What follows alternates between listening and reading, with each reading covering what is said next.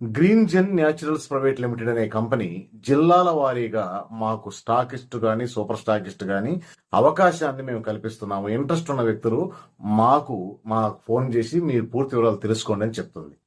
ఇక్కడ ఈ కంపెనీ విషయానికి వస్తే అతి తక్కువ పెట్టుబడితోటి మనకు ఈ సూపర్ స్టాకిస్ట్ అవకాశం కల్పిస్తుంది.